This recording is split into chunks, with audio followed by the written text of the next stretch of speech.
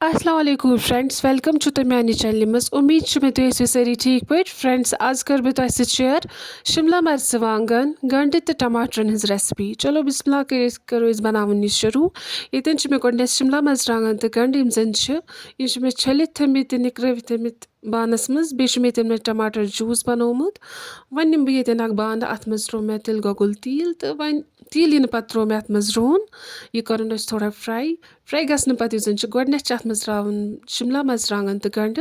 यम करोक असल पे फ्राई तुत काल फ्राई कर युत काल नीम वापस दिन ऑयल दिन थोड़ा वापस ये त्रो मे अत मज गोड नून वन तील दिव तम वापस वन त्रावन बह अत मज टमाटर तो करक यम त्रनवे चीज असल पे फ्राई अत थोड़ा खलन खलन रोजन कंटिन्यू दिवान वन त्रा बह अत मज कह मसाल लाइक बड़ ٲल सब्ज ٲल दालचीन मर्चवांगन लिदर